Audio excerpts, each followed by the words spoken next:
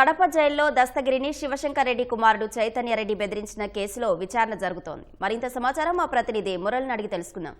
మురళి, దస్తగిరికి బెదిరింపులపై విచారణకు సంబంధించి మరిన్ని వివరాలేంటి?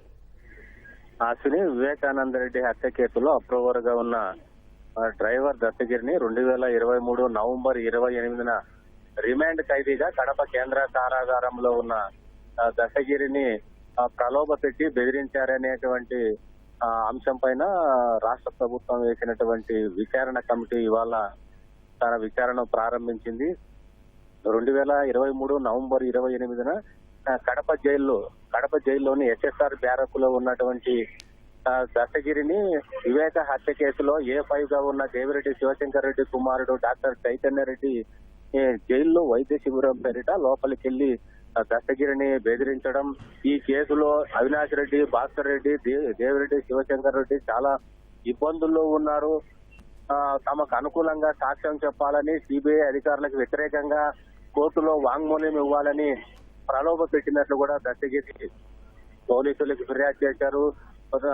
నువ్వు ఇవన్నీ అంగీకరిస్తే 20 కోట్ల రూపాయలు ఇస్తానని బెదిరించడంతో పాటు ఒకవేళ దీనికి అంగీకరించకపోతే విడుదలైన తర్వాత అవినాష్ రెడ్డి మేమందరం కలిసి చంపేస్తామనే విధంగా ఈ డాక్టర్ చైతన్య రెడ్డి ప్రలోభ పెట్టాడని దస్తగిరి 2024 ఫిబ్రవరిలో రిమ్స్ పోలీసులకు ఫిర్యాదు చేశారు. దానిపైన రాష్ట్ర ప్రభుత్వానికి కూడా ఫిర్యాదులు అందాయి. వివేక కుమార్తె సునీత కూడా రాష్ట్ర ప్రభుత్వం దృష్టికి కూడా తీసుకెళ్లిన విషయం. అయితే గతంలోనే Rajahmundry central jail superintendent Rahul కూడా ఇక్కడికి వచ్చి ఓ దఫా విచారణ చేశారు. అయితే పూర్తిగా ఎవరెవరు పాత్ర ఉంది, వైద్య పరంగా కావచ్చు, సిబ్బంది పరంగా కావచ్చు, రెవెన్యూ పరంగా ఎవరెవరి పాత్ర ఉందో లోతుగా విచారణ చేయాలని ఇటీవలే రాష్ట్ర ప్రభుత్వం 4 సభ్యులతో కూడినటువంటి విచారణ కమిటీని ఏర్పాటు చేసింది.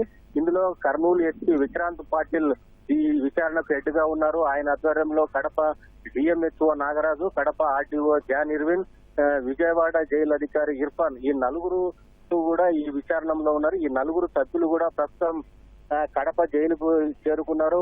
ఆ జైలు పరిసరాలన్నీ పరిశీలిస్తున్నారు, ఆ సిబ్బందిని కూడా ఆరక్షిస్తున్నారు. 2023 నవంబర్ 28న జైల్లో దస్తగిరి ఉన్న సమయంలో విధుల్లో ఉన్నటువంటి జైలు వార్డర్లు ఎవరు, జైలు సూపరింటెండెంట్ ఎవరు, డిప్యూటీ జైలర్లు ఎవరెవరు ఉన్నారనే దానిపైన కూడా అప్పట్లో విధుల్లో ఉన్నటువంటి జైలు సిబ్బందిని అందరినీ కూడా ఇప్పుడు పిలిపించారు. వారందరినీ కూడా లోపల కర్నూలు ఎస్పీ విక్రాంత్ పాటిల్ ఆధ్వర్యంలో బృందం వారిని విచారిస్తోంది. అప్పుడు ఆ ఘటన జరిగినప్పుడు కడప జైలు సూపరింటెండెంట్ గా ఉన్నటువంటి ఐఎన్ఎస్ ప్రకాష్ పైన కూడా కేసు నమోదైంది. ఆయన కూడా విచారణకు పిలిపించారు. అతన్ని కూడా లోపల ప్రశ్నిస్తున్నట్లు సమాచారం అందుతుంది. ఈ విచారణ అయిపోయిన తర్వాత డాక్టర్ చైతన్య రెడ్డిని కూడా విచారణకు పిలిచేటువంటి అవకాశం ఉంది. ఇవాళ ఎవరైతే బాధితుడు ఉన్నారో డ్రైవర్ దస్తగిరిని కూడా విచారణకు రావాలని చెప్పడంతో మరి కాసేపట్లో దస్తగిరి కూడా కడప జైలుకు వచ్చి విచారణ అధికారులు ముందర హాజరయ్యేటువంటి అవకాశం ఉంది. తనకు జరిగినటువంటి అన్యాయాన్ని ఆ రోజు ఏ విధంగా బెదిరించారు, చంపుతామని ఏ విధంగా ప్రలోభ పెట్టారు, ఎంత మొత్తంలో డబ్బులు ఇచ్చారనేది కూడా పూసగుచ్చినట్లు విచారణ అధికారి ముందర వెల్లడించడానికి దస్తగిరి కూడా పులివెందుల నుంచి కడపకు బయలుదేరినట్లు మనకు సమాచారం అందుతుంది. ఈ విచారణ ఒక 4-5 రోజుల పాటు కడప జైలు కేంద్రంగానే విచారణ సాగేటువంటి అవకాశం అయితే స్పష్టంగా కనిపిస్తోంది.